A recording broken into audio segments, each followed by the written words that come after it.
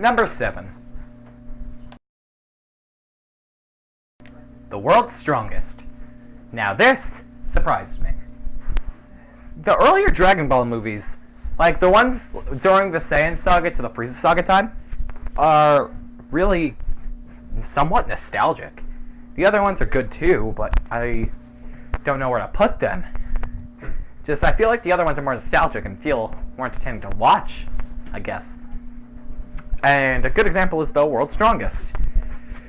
This was really nostalgic for me, having Master Roshi actually being a main fighter.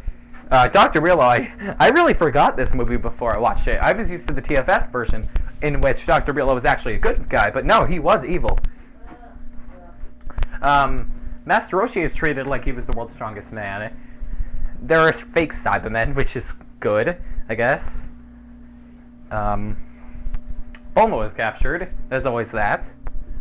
And Goku got to go up against kind of entertaining villains. He also went up through cool traps, and it took actually quite a bit to beat Dr. Realo, who's a pretty good villain. Even though all he wanted was a body, he actually was evil. And he deserved it, unlike in the Abridged series. It actually is good. A lot of these movies are good, and not many flaws are held. I don't have much else to say other than this is a good movie, and it deserves its position. The only reason it's so low is because there are movies that are just better. Number 6. Whoa! Jack, you just put Tree of Might above The World's Strongest. I don't agree with you. Dislike. Alright, hear me out. The World's Strongest is great. But this is better. The Tree of Might was extremely enjoyable for me because, yet again, it's one of those early Dragon Ball movies that feel really nostalgic. Also, the scene with Turles felt really cool, and I like actually the scenes in Peace. I wish I could actually see more of that. With, like, Yamcha's interactions with Chi-Chi, which we barely ever get to see in the series. It's actually refreshing. I like the fighting scenes. I like the concept of how they're looking for a planet to grow their fruit, and it sucks all the energy out of that world. It's actually a pretty good plot.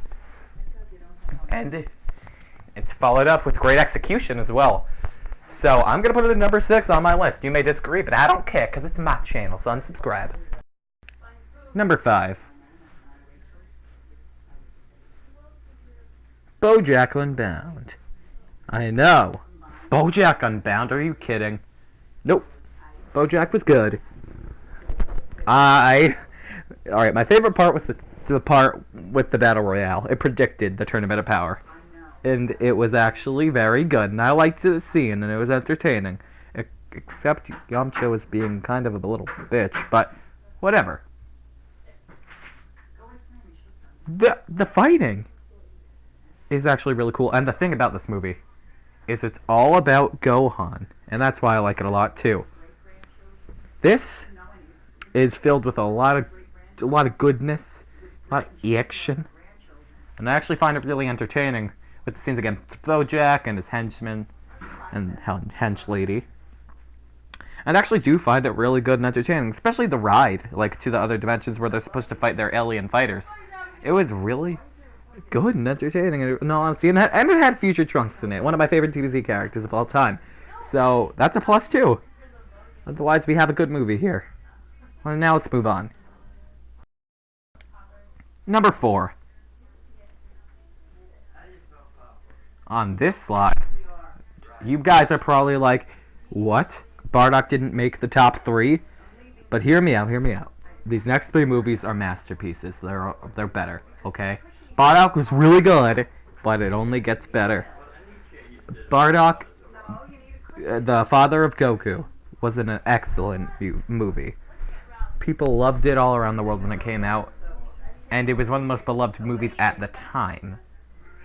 Showing the backstory of Goku's dad and what really happened to him was very good, and it was executed extremely well, with Frieza having a fear of the Saiyans for some reason, even though he's much stronger, and with them under their command, there's no way that they can become powerful enough for him. Whatever. I like the scenes with Great Apes. They're actually pretty entertaining. I like the guy who can see the future, and the person who broke Bardock's neck. And Bardock and other Saiyans not trusting him is actually a really interesting story of how evil Frieza actually is, and how determined Bardock was, and he really just isn't a good guy. He wants to save him and his race. He doesn't care for that many people besides himself and his crew, and maybe his wife, but he still is doing his best to save everybody. So, Bardock, I'm sorry I couldn't make it top 3, but this next one's going to be better. Number 3. I'm going to tell you something. This is the funniest, I don't care. This is the funniest Dragon Ball Z movie of all time. Unfortunately, comedy doesn't make something number 1. That's why it's still number 3. But this boosts it up a lot. I love this episode. Episode? I just called this movie an episode. What am I? I love this movie. It did so much right and such little wrong. It had so much comedic scenes with everything coming back from the dead. The stuff with how he became Janemba is just ridiculous. And Gogeta, don't get me started on Gogeta. They actually had Adolf Hitler in the goddamn movie. I don't know how they got away with that, but he had a very funny scene. Frieza was there, Bojack was there, Pycon was there, so many other old villains were there. Janemba, he may be a Majin Buu knockoff, but I find his yellow form to be hilarious, and his other form to actually be quite creative in style of animation. In Xenoverse 2, he plays different from everybody, and it's actually really cool. Fusion Reborn's fighting scenes are also epic. I really liked the Super Saiyan 3 fight going up against Janemba. It was really entertaining to me, even though it was really short. Janemba is actually a pretty good villain overall, even though it's kind of a knockoff of Majin Buu. Pycon's always great, though. And Gogeta. That Stardust Breaker was epic. I don't know why Xenoverse 2 renamed it Soul Punisher, but that was epic.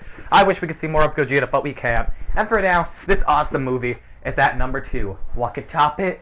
Finds out right now. Man. Number 2.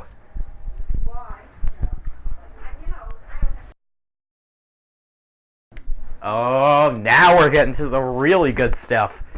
Coming in at number 2 is one of the greatest Dragon Ball Z movies of all time. Obviously not the best, but one of, considering it's number 2 on the list. What makes this movie for me? It's all about Trunks, and Trunks being one of my favorite characters. Neck and neck with Vegeta, Gohan, and Piccolo. I loved it a lot. And also Gohan being in this, and future Gohan's so badass. Him and Ultimate Gohan have to be my favorite 2 versions. Screw Teen Super Saiyan 2. I know a lot of people love him, but still. He was overconfident, and it was okay, but not the best form of Gohan. Hell no. This is actually the fighting scenes. This has to be the best fighting scenes in the Dragon Ball Z movie. It has to be. Maybe even topping number 1. But number 1 surely is amazing. This movie is amazing. And it might be the best, but there is one movie that could top it. And that is number 1. Wrath of the Dragon. By far my favorite Dragon Ball Z movie of all time. This has the perfect amount of drama, action, suspense, everything a movie needs. If it wasn't related to Dragon Ball Z, it could really succeed on its own. The main villain, Hirudegarn, may have not much going for him, but you know what? The villain didn't really make the story that much. It was Tapion himself, a new character. Somehow they made us really like a new character that was just showing up, and that's impressive. The fighting scenes are really good. I actually do like the other villain that helps Hirudegarn. I don't remember his name. I love the concept of the magic box in this story. It's really amazing. The whole thing's great. We got to see a dragon fist. Some people say that's how Trunks got his sword. Maybe. Who knows? But this is great. We get to see Gotenks. We get to see Jack. I mean, I think of myself as the main character. So I was gonna say Goku, but Jack came out instead. We get to see Super Saiyan 3 Goku, that Dragon Fist, It was all so cool, and Hirudegarn, I don't care what you say, he's actually entertaining because of how big and bad he is. It feels like one of those old movies like, I don't know, Godzilla, where they're trying to take down the big threat. And it was really good. Tapion was amazing. I love the character development between him and Trunks. And I'm the type of person that finds Goten and Kid Trunks annoying. But in this, I really liked Kid Trunks. This was the best by far. Maybe even topping Battle of Gods for me. But those two movies aren't on here. This is by far the best Dragon Ball Z movie of all time. And I doubt it'll ever be topped. So what do you guys think? Do you agree with my opinions? Do you agree with my list? Do you think the order I had was the same as yours? If not, put your list in the comment section down below. I look forward to reading them. Hopefully this video does well. I'd say the like goal should be 8 likes. Please smash that subscribe button and the like button. And I hope you agree with my opinion, and I hope you enjoy.